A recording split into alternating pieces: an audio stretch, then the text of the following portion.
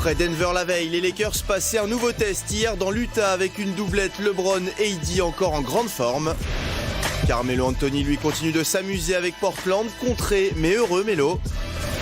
Pas de grève en tout cas en NBA, 10 matchs la nuit dernière au total.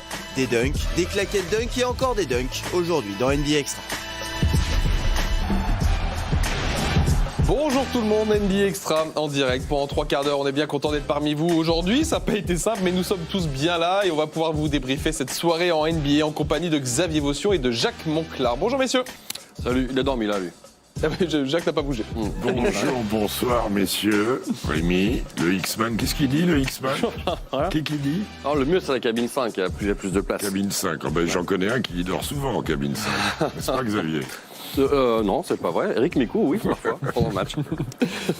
Allez, passons au match. Lakers-Utah, quelle belle affiche hier soir entre deux places fortes de cette conférence ouest des Lakers en back-to-back. Xav qui venait de gagner à Denver et qui se déplaçait donc chez le voisin de Denver, Utah, Salt Lake City. Oui, c'est vrai, c'est pas si loin, c'est pas un immense déplacement.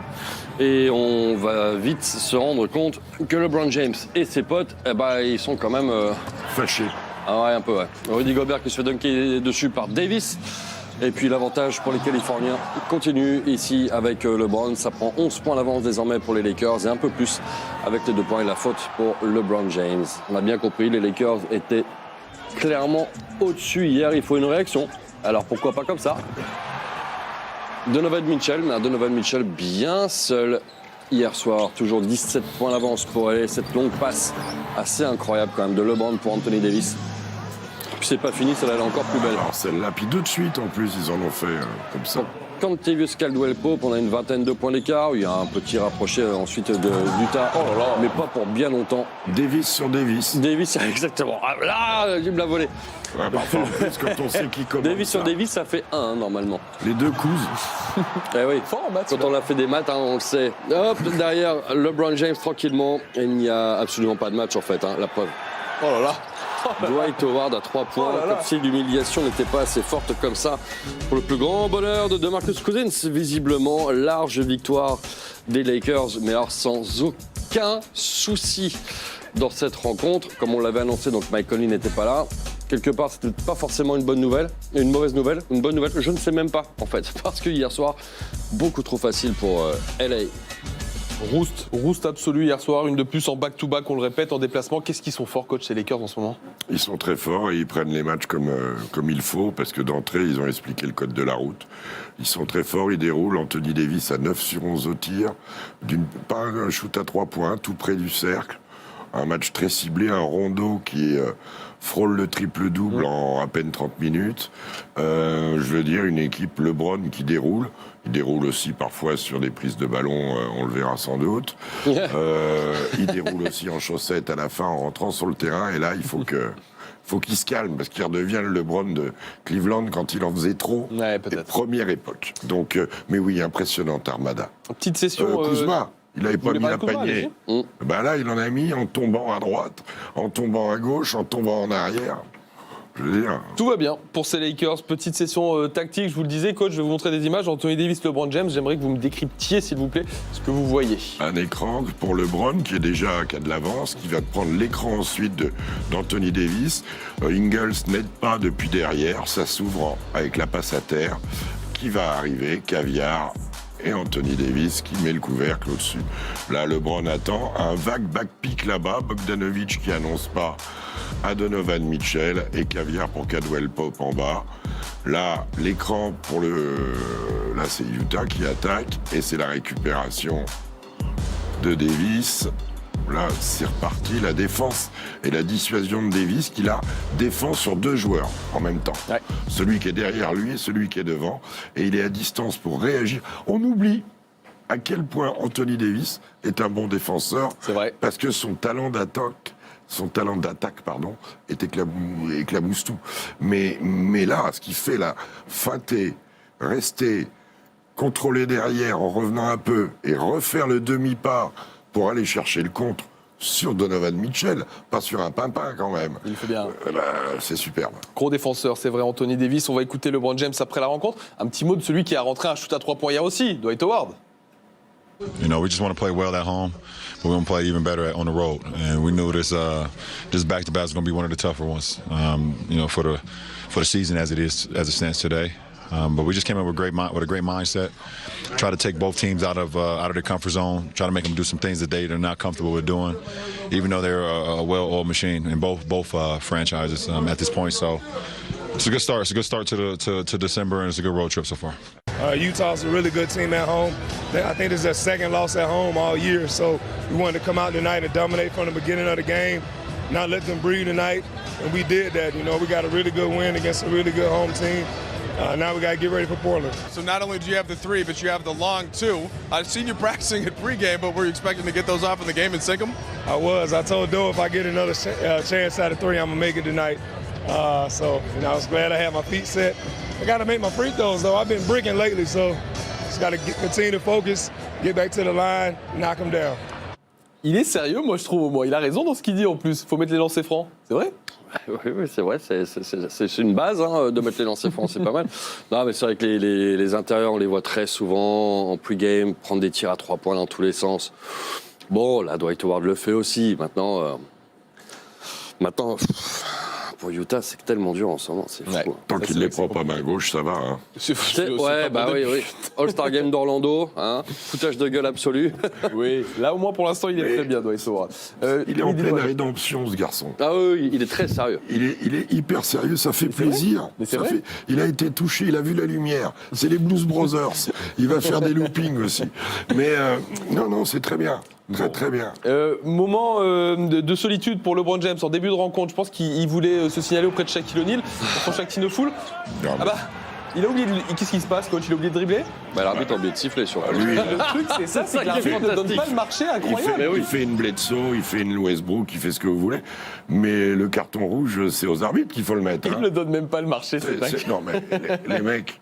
Oh, il faut quand même les rappeler à l'ordre, là. Un gros coup de sifflet, pute. Oh, LeBron, tu dors. Faites vachement bien le sifflet, coach. Je l'ai souvent fait, hein. Oui, j'imagine. J'avais pas de sifflet autour du cou, donc il fallait bien faire quelque chose. Image sympa à vous montrer. Tiens, la télé locale de Los Angeles qui diffuse les matchs des Lakers, Spectrum Sportsnet, c'est leur nom, a produit un docu sur ces Lakers et sur la dynastie des années 2000. Vous savez, le début de cette dynastie, Phil Jackson, Kobe Bryant, Shaquille O'Neal. Alors vous comprenez bien, pour des histoires de droit, on n'a pas le droit de vous diffuser ça, mais si vous voulez fouiller un petit peu sur Internet, vous trouverez peut-être, on voulait vous proposer un extrait du début de ce documentaire, où comment Phil Jackson avait emmené chez lui, dans sa maison du Montana, Shaquille O'Neal, pour le convaincre de lancer quelque chose. He was in Kalispell, Montana for the Northwest Montana Fair, doing a hip-hop routine. Mike checker, the rim and ride wrecker, rocks from here to Mecca, boom shaka leka leka. And so I sent word, why don't you visit my place? He invited me to his house and he put me through his first test. And I said, I got a job for you. There was a log in the middle of this lake, right by his house. I have these logs that have come down in the spring, runoff. It was his house, the log in the lake, and the island. And he wanted me and his son to move that log to the island. So yeah, he hooked him up and away we went. And we did that, and that water was freezing. Bon, c'est vrai que pour déplacer les troncs, vaut mieux avoir Shaq que Derek Fisher ou même Kobe. Maxi Boggs. A priori. Bon, ça a l'air très sympa tout ça en tout cas. Victoire des Lakers hier soir, on enchaîne sur une deuxième affiche de la soirée, les Kings de Sacramento qui se déplaçaient à Portland. Xav, celui-là, on l'avait dit et répété hier, il fallait que Portland le prenne. Oui, face à des Kings qui ne vont pas très bien. Carmelo Anthony et les Blazers, bon, c'est un coup ça va moins bien. Mais alors sur ce match-là, c'est une régalade. En fait, on va le dire tout de suite, Portland a gagné et pourtant, là, au moment du match, ils sont derrière, ils ont gagné parce qu'ils ont plusieurs joueurs qui font un excellent match. À noter, évidemment, CJ McCollum, bien joué ici avec un bon aussi Hassan Whiteside. Melo a été bon et Damian Lillard aussi. Ça dépasse les 20 points pour ces 4 joueurs. C'est quand même une performance assez incroyable. Pourtant, pour Portland est devant, mais devant de peu à ce moment du match. Et bim, le gros shoot ici réussi par Carmelo Anthony. Oula, capillairement, il se passe un truc avec Youssouf là, non? Oui, ça pousse. Youssouf. On dirait qu'il pas de partout. on dirait qu'il a tricoté lui-même son truc. Et le voici, Damian Lillard. Donc voilà comment donc les Il a été définitif. offensivement se sont défaits des Kings. Il n'y a pas grand-chose à dire de la part de Sacramento, à part encore une fois un très très bon Richaun Holmes. Et en face, voilà, CJ McCollum, Damian Lillard, Hassan Whiteside et Carmelo Anthony qui nous dépasse la barre des 20 points. Ça, c'est quand même très fort, le meilleur joueur du match. Ouais, allez, sans doute CJ McCollum. On connaît encore, c'est ces quatre-là, honnêtement, on peut pas vraiment en sortir. Quand CJ McCollum se met en route comme ça, c'est chaud. Mais j'aime bien que tu dis ça, Xav, qu'on parle de ces quatre-là, parce qu'on connaissait le duo CJ McCollum, Damian Lillard. On a rajouté Hassan Whiteside là-dedans. Maintenant, Carmelo Anthony, est-ce qu'on n'aurait pas un semblant de Big Four, coach, là-dedans, qui pourrait marcher à Portland? On va quand même rendre grâce à ce bon Youssouf, on s'est moqué de lui pour la moumoute, mais c'était un trio quand même l'année dernière. C'était un trio, mais là, il y a absence longue, je veux dire. Oui, Big Four, en tout cas, c'est que leur... un 4 de base dont Rodney Hood fait les frais au niveau des minutes, des gars comme Bazemore aussi. Qui a été plutôt bon cette nuit, Bazemore, pour une fois. Je parle pas des Zonia qui est disparu des radars. Ils ont rééquilibré et mine de rien, Melo dans le basket moderne, c'est un poste 4. Et si vous prenez Utah par exemple, pour faire un comparatif, qui est le poste 4 à Utah? Bonne question. Jeff Green? Ouais, Green, Bogdanovic, ça varie. Oui. Bogdanovic? Oui, parfois. Oui, non mais vous pouvez pas jouer. Pas assez physique. Et Melo apporte quelque chose. Hassan Whiteside a l'air de se mettre un petit peu dans le moule. Et quant aux deux lutins, quand ils mettent dedans, ils sont durs à prendre. Xav, ça te plaît, toi, ces quatre-là, ça se met en marche un peu, là? Ça me plaira le jour où ils battront un gros. Ouais. Je sais pas s'ils sont capables de... Tu penses qu'ils sont capables de jouer les Lakers? Là, non. Là, aujourd'hui, non. Je pense pas encore. En tout cas, il faut le taf. Il leur manquait des victoires. Là, ils sont en train de prendre des victoires contre des équipes plus faibles qu'eux. C'est très bien. C'est ce qu'il faut faire parce qu'il n'y a pas longtemps, ces matchs-là, ils les auraient peut-être perdus. Plus faibles qu'eux, mais qui sont devant eux au classement. Donc, c'est bon à prendre. Ouais. Exactement. Donc maintenant, mais pour donner un vrai crédit aux Blazers, ce sera le jour où ils vont taper un Lakers, je sais pas, un Clippers au complet, un Bucks ou qui vous voulez. Sixers. C'est pas encore le cas, mais ils ont battu, vous avez raison, les Kings au moins cette nuit, Portland, qui relève un petit peu la tête ces temps-ci. Allons un petit peu plus au sud des États-Unis désormais. Oklahoma City et le Thunder qui accueillaient les Pacers d'Indiana. Excusez-moi, je me marre déjà pour ce qui arrive, parce que je pensais pas qu'un jour on parlerait de ça dans NBA Extra. Les Pacers sont en road trip en ce moment, vous savez, 3 matchs à l'extérieur, parce que leur salle est prise. Vous savez par quoi elle est prise, leur salle? Par Céline. Oh merde. Céline Dion était en concert à Indianapolis avant-hier. C'est pour ça que les Pacers ils se déplacent en ce moment. Et elle a même eu droit à sa mascotte, à sa photo avec la mascotte. C'est laquelle des deux? Il est con, j'en ai marre. Un peu de respect, monsieur Vossi, on parle de Céline Dion, merde. Je crois que je fais un peu le respect pour la mascotte. Céline Dion. Céline Dion, exactement. Donc voilà, parler de Céline Dion dans NBA Extra, check. On va pouvoir partir dans le match. Du coup, ça se passe à OKC, du coup, hier soir, vous l'avez compris. Et oui, parce qu'apparemment, personne n'était en concert. Chris Paul, lui, était bien là. Match compliqué pour les deux équipes. On sait qu'Indiana marche plutôt bien ces derniers temps. Et OKC montrait de belles qualités. Donc c'était un match très attendu et un match qu'on attendait assez serré. On l'a eu. Dennis Schroeder ici, qui va se défaire de tout le monde. Alors, regardez, c'est serré. Hop, Danilo Gallinari à 3 points. OKC est devant. Mais pas pour longtemps, puisque les Pacers reprennent ensuite les commandes, notamment par TJ Warren. Et quelle belle répartition offensive, Xavier, à Indiana. C'est leur grande force, c'est clairement leur grande force. Ici, c'est bien suivi par Steven Adams, après l'échec de Chris Paul. Et c'est toujours aussi serré, 1 point d'écart simplement. Le ballon, il sort du cadre, les gars. Non, mais lui... Il redescend, il y a de la neige dessus. Il nettoie les cintres, là-haut. Et le shoot du match, alors ça on peut en discuter pendant longtemps, a été pris donc par Terence Ferguson à 15 secondes de la fin. On sait qu'il y a possibilité derrière de prendre un rebond offensif, à la limite pourquoi pas. Et quand on connaît les artilleurs qu'il y a dans cette équipe, ça peut paraître étonnant, un Gallinari, un Schroeder, un Gilgeous-Alexander ou encore un Chris Paul qui n'a mis que 4 points hier soir. Chris Paul, ça par contre offensivement c'était très compliqué pour lui. Et en face, voilà, c'est ça le truc. Vous savez, ils ont tous dépassé les 10 points, même les deux petits en dessous, les Miles Turner et Malcolm Brogdon. Il y en a 7. Voilà, donc encore une fois, c'est le collectif des Pacers qui réalise un bon match et qui gagne. C'est souvent comme ça avec eux. C'est vrai qu'on dit beaucoup ce terme-là, on emploie beaucoup ce terme-là collectif pour parler des Pacers. 7 victoires en 8 matchs quand même là. Ouais. Ils savent ce qu'ils font. Et ça leur permet, alors même s'ils sont que 6e au classement à l'Est, ça leur permet d'être à rien du tout de la 2e place. C'est vrai.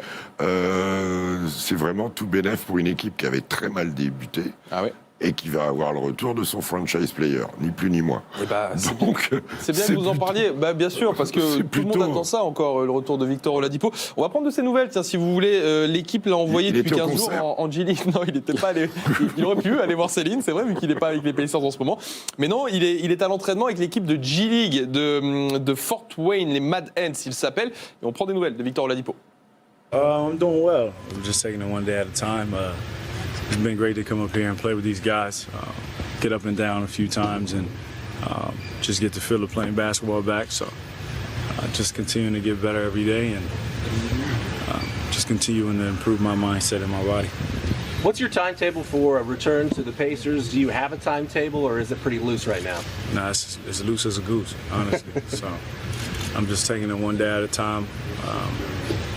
When it's time for me to go out there, I'll know I'm ready. So I'm just listening to myself, my body, and doing what's best for my knee and my entire body, honestly. Obviously, you're playing some 5-on-5 full court right now. What's kind of the next step for you in the process? Playing in the game. That'll be the next step after that. But honestly, you know, just like I said, I'm just trying to get the feel back. Coming out here, just playing, taking it easy. Not trying to do anything spectacular, but just getting the feel back of basketball. I got a lot more in me.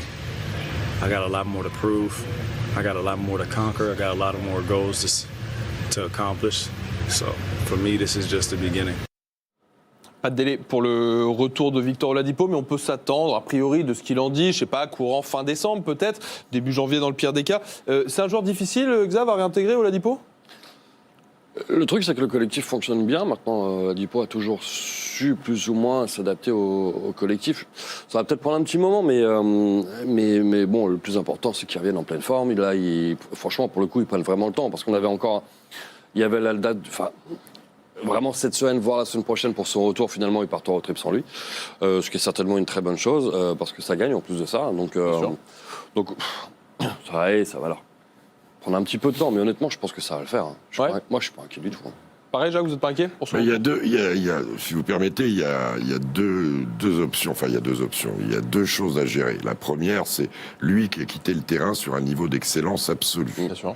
Donc, il ne faut pas s'attendre à ce qu'il revienne instantanément comme il est parti. Au moment où il se blesse, il était inarrêtable. Mais c'est un joueur qui, Xav a raison, qui est capable de se glisser, de faire des choses, le shoot. Il faut aussi qu'il retrouve son intégrité physique, les contacts et que sa technique suive. C'est tout un assemblage à faire. Et puis à réintégrer dans un collectif qui marche bien, avec une relation à établir avec un joueur qui a pris, deux joueurs qui ont pris une importance fondamentale dans son équipe, dans l'équipe de Victor Oladipo, c'est Michael Brogdon et TJ Warren. C'est ça le vrai truc. Il y a une alchimie à trouver entre les hommes. Tout ça prendra du temps. Je pense que après le All-Star, il faut toujours prendre du temps. Après le All-Star, on aura la vision de ce que je crois être, c'est-à-dire le poil à gratter de l'Est. C'est l'adjectif du coach pour ces Pacers cette saison. Que j'aime bien. Victoire en tout cas hier soir, 2 matchs maintenant à voir tout en images. Memphis face à Chicago et Golden State qui se déplaçait à Charlotte. Mitch au boulot. Maillot City Edition aux couleurs du drapeau de la ville pour les Bulls. Et visiblement, ça a inspiré Zach LaVine face à Memphis. L'ancien Timberwolves dunk toujours aussi fort et il termine à 25 points. Hello, thank you very much, or dunk you very much. Bien devant une bonne partie du match, les Bulls vont se faire peur. Jonas Valanciunas et ses 32 points, 13 rebonds vont ramener les Grizzlies dans la partie. Mais à la maison, Chicago va finalement tenir avec un deuxième bon match de suite de Lauri Markkanen et une deuxième victoire d'affilée. Après 9 matchs manqués à cause d'une blessure au pouce, D'Angelo Russell est de retour et ça fait du bien aux Warriors en déplacement à Charlotte. 18 points pour l'ancien Nets. Lui s'était fait une frayeur contre les Suns et Nicolas Batum est bien là avec des stats complètes. 3 points, 5 rebonds, 4 passes. Mais l'homme du match, c'est Devonte Graham. Le sophomore des Hornets va inscrire 10 paniers à 3 points, un record de franchise. Il termine à 33,9 passes. Et quand ça ne rentre pas longue distance, Terry Rozier reste agressif. Victoire 106-91 pour les Hornets qui sont 9e aux portes des playoffs. Eh oui. Et ouais, vous vous rendez compte ? Ça fait 2 mois qu'on vous le dit que Charlotte est bon. Voilà. Ça gagne des matchs grâce à un homme en particulier. C'est un vrai plaisir. Un homme en particulier que je veux mettre en avant, Devante Graham, vous vous rendez compte, 10-3 points cette nuit, mais 33 pions quand même, c'est un record de franchise, 10-3 points. Non, mais c'est énorme. C'est qui Alors on se demandait ce matin, c'est Glenn Davis ou c'est Del Curry ? Ni l'un ni l'autre ? Ni l'un ni l'autre. C'est qui ? Kemba Walker. Ah, c'est Kemba qui avait ce record-là ? Ah, voilà Mitch, je t'avais dit de chercher avant. Les mecs, ils se lèvent à 8h du matin pour pas trouver ça. Non, mais Devante Graham, bien sûr, sur ce match, c'est évident. 33 points, donc, dont 30 à 3 points. Oui. Voilà, mais même tous, on n'arrête pas de le dire. Les PJ Washington, on en a parlé avec Nico. Nico qui revient bien d'ailleurs dans cet effectif-là. Alors, ok, il a mis que 3 points, on va détendre tout le monde, il a pris que 2 tirs. Et Miles Bridges. Oui, ça marche bien. L'éternel Cody Zeller et Marvin Williams. Et aussi Scary Terry Rozier qui prend enfin un peu de volume dans cette équipe des Hornets. Ah oui, ça, lui, il est fort. Bon, bah c'est bien, bravo Hornets qui gagne des matchs en ce moment. On va faire un petit break, vous l'entendez dans NBA Extra. On a plein de choses à vous montrer encore, rassurez-vous, jusqu'à 13h30. Et notamment, on va partir à Boston. Boston qui accueillait l'équipe en forme, l'une des équipes en forme du moment. C'est le Heat. Jimmy Butler qui était bien chaud en triple-double la veille, qui se déplaçait donc au Garden. On voit ça dans 3 minutes.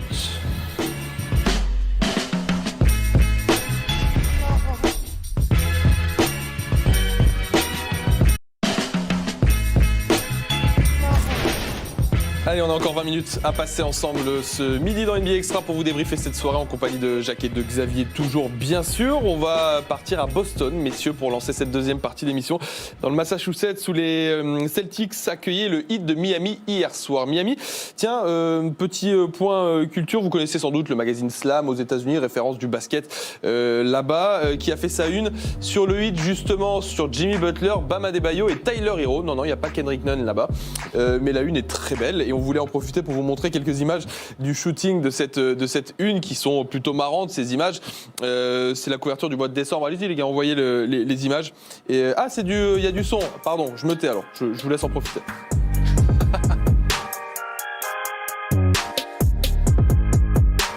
You do not want this picture. That's my point. Let's not do this. No, we don't. I want this photo. I don't want this photo. This is a great photo. This is not a great photo. Give me an M. Give me an I. See, this is great. I'm telling y'all right now, I do not approve this. I don't approve, bro. I don't approve. This is great, bro. Get off. This is so great. I don't approve. Did you close your eyes for me? I need it. Straight down. Alors ils s'amusent bien et ils font marrer, etc. Mais c'est con quand vous faites la une de Slam, c'est qu'il y a un peu de hype, Xav, derrière eux. Hein. Ouais, la vague de chaleur, comme il le titre, bien sûr. Et c'est tellement... je sais pas avec qui comparer ça, mais c'est tellement une bonne surprise, une belle surprise, parce que ça reste quand même une très belle franchise qui sort de saisons un peu plus compliquées depuis le départ de LeBron. Mais là, il se passe un vrai truc, ouais. Et puis ça joue bien, et puis c'est une équipe qui fait plaisir à voir. Voilà, ça fait partie de ces équipes qui sont... Enfin, il n'y a rien à dire, c'est génial. Regardez. Et ben allons les voir. C'est l'équipe de Jimmy Butler. Bah ouais, du coup, hier soir, c'était plus compliqué. Vous allez le comprendre, ils ont joué à Boston et en back-to-back. Et sans coach. Et avec coach Craig et pas coach Spoelstra. Eric Spoelstra étant de nouveau papa. Félicitations. Ouais, de nouveau, je suis même pas sûr d'ailleurs. Mais j'imagine. Hein, deuxième enfant. Voilà. Un deuxième fils. Et ça se passe très bien pour le 8 en début de match. Mais le problème d'une équipe en back-to-back comme ça, qui joue deux grosses équipes, c'est qu'au bout d'un moment, ça craque. Et en face, ça joue bien avec Jason Tatum qui met ce shoot très difficile sur la tête de Jimmy Butler. Boston reprend les commandes. Et avec il était bon hier soir, Jaylen Brown. Oh oui, ça n'a pas toujours été le cas cette saison, mais hier soir, c'est vraiment un bon collectif des Celtics qui prend le meilleur sur le hit. Hop, Jaylen Brown ici à la finition. Elle n'était pas simple du tout. Jaylen Brown toujours derrière la ligne à 3 points. Et là, l'écart est important. Et sera même encore plus important. Petit festival de Jaylen Brown devant Jimmy Butler, encore une fois. Il n'est quand même pas le plus mauvais défenseur de NBA. Loin de là, Jaylen Brown termine avec 31 points. Kemba 28, 19 pour Jason Tatum dans ses standards. En face, on a eu certes un bon Jimmy Butler, 37 points, C'est quand même pas mal, mais voilà, hier soir, Miami n'y était clairement pas suffisamment. Et 2 petits points pour le Pertwee. Le Vincent Poirier, bien sûr, exactement, qui a mis 2 points hier, notre Français. Boston n'a toujours pas perdu un match à la maison, très bien. On va écouter celui qui est en train de devenir vraiment une machine côté Celtics, c'est Jaylen Brown. On va écouter Kemba Walker également. We have so much talent and so many guys who can score the ball individually and put up huge baskets. So I think for me, it's just finding the balance for the most part, and I'm getting better each and every day. Being around these guys, these guys are giving me a lot of confidence, to be myself. So, yeah, that's really all it is for me, just finding that balance.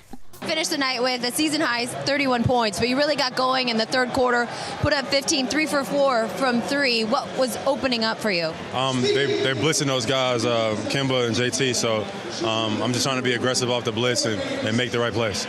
Did I see you blow a kiss to the Heat bench, or was that just to Kelly specifically? That was to Kelly for sure. Yeah. Oh, ils sont mignons tous les deux.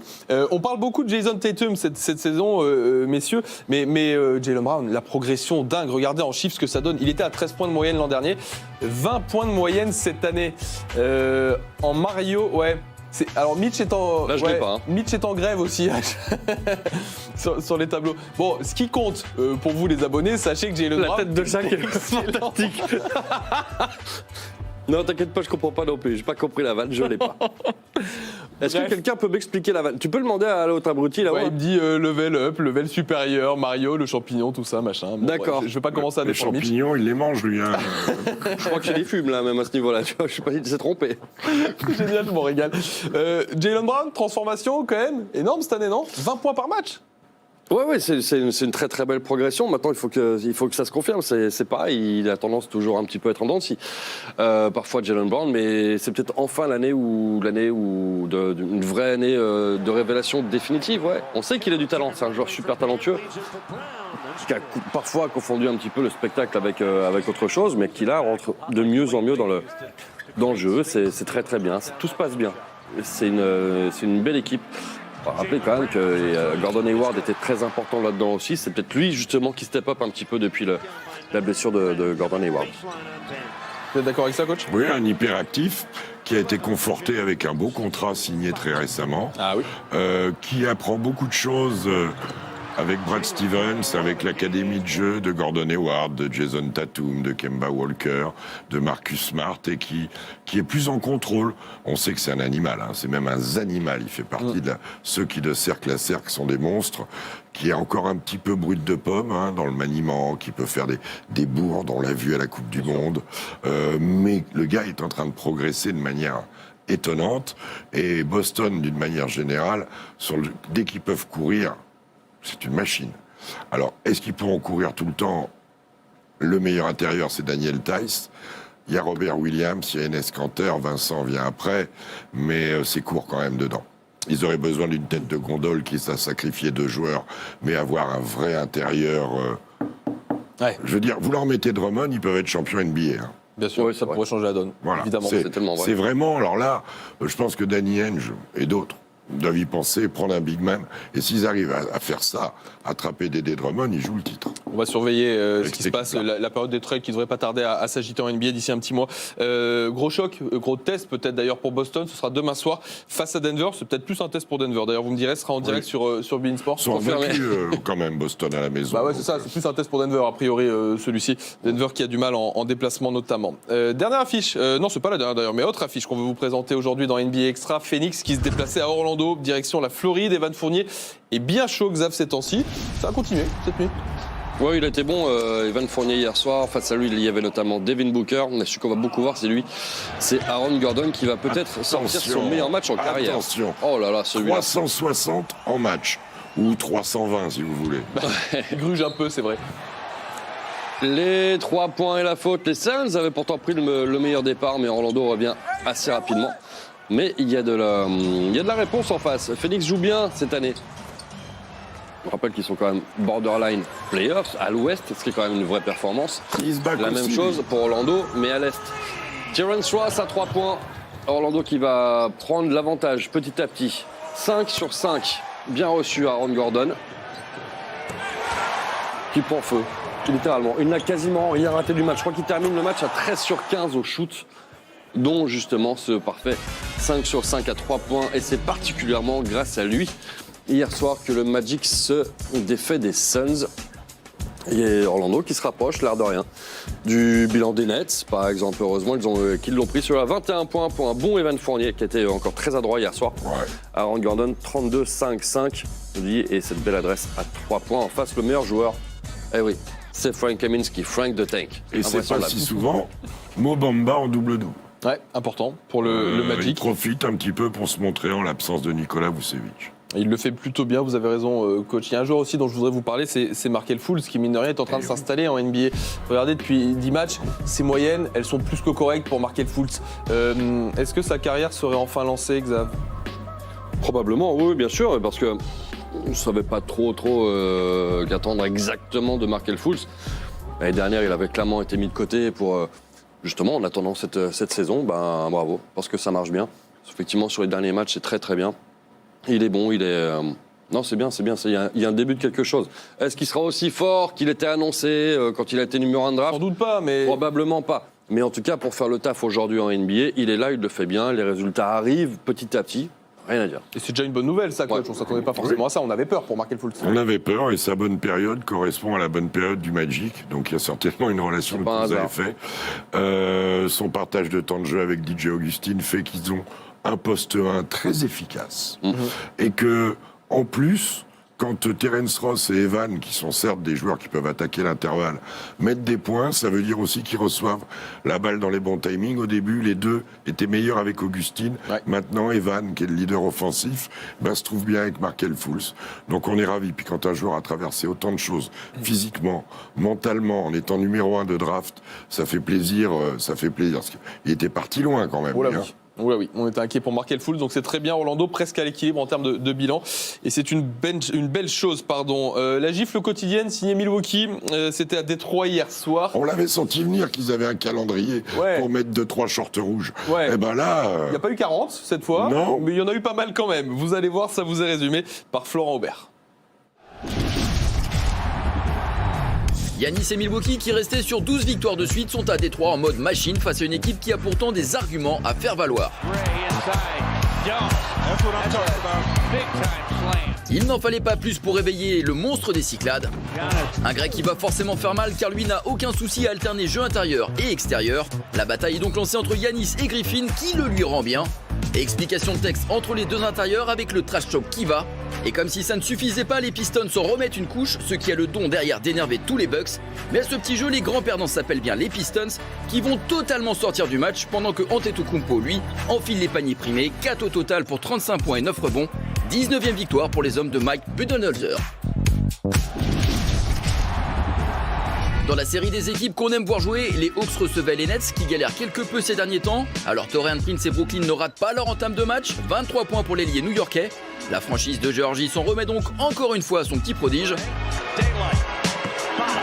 Atlanta est derrière à la pause, mais Young en fait une affaire personnelle. 39 points, 10 passes pour le meneur des Hawks à 5 sur 9 derrière l'arc. Mais en face, la défense des Nets est appliquée et ne rompt pas. 13 rebonds dont 7 offensifs et 20 points pour le seul Jarrett Allen. Dinwiddie et Temple font le boulot en attaque pour respectivement 24 et 27 points. Brooklyn repasse dans le positif en s'offrant une 11e victoire cette saison. Prochain match vendredi à Charlotte.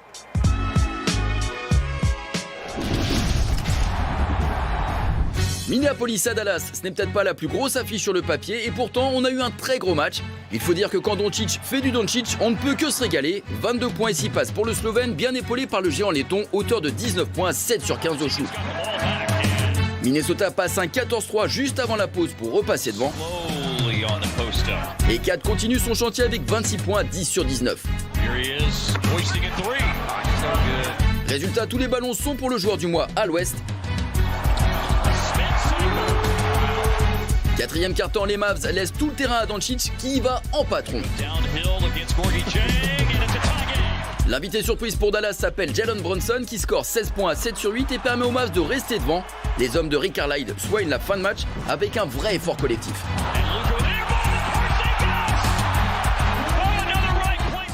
Bon, mine de rien, ça déroule Dallas, hein, messieurs. Ça fait quand même 9 victoires en 10 matchs. On parle de Doncic, mais l'équipe aussi, elle gagne des matchs, hein, coach. Et puis quand Doncic est en travers en adresse, puisqu'il a fait 1 sur 8 à 3 points hier, il y a Porzingis qui est là, il y en a d'autres qui s'élèvent. Pas mal, hein? Ouais, ça joue. Eux aussi, ils sont pas loin de... Faudrait peu de choses. En tout cas, la course au play-off, elle est bien lancée côté Dallas. Voilà pour les affiches de la soirée. Est-ce que vous avez un MVP pour moi d'hier soir, s'il vous plaît? Malgré Graham, malgré Jaylen Brown, Trevor Graham et Jaylen Brown, je vais le donner à Aaron Gordon. Oh, je voulais faire l'original et dire Aaron Gordon. Voilà. Alors je vais Devonte Graham alors. Ouais, la rédac a voté parce qu'on l'attendait tellement pas pour Devonte Graham. La rédac donne toujours il va pas être content le encore. MVP du jour au mec qui a joué contre les Warriors. Ou les Knicks. Parfois c'est les Knicks, voilà. Ou les Knicks. Mais voilà. Bon, il en met 10 à 3 points, il a un record de franchise, c'est un gamin, c'est bien. Devonte Graham, je vous rappellerai que les Hornets, que le Magic n'était pas favori à la maison hier. C'est vrai, ça fait chez les bookies. Et non, oui, Trevor Graham, c'est très bien. Devonte. Je me suis déjà fait avoir aussi. Costaud. Allez, le top 10 de la soirée, et puis on parle de ce qu'il y a à l'antenne ce soir ensuite.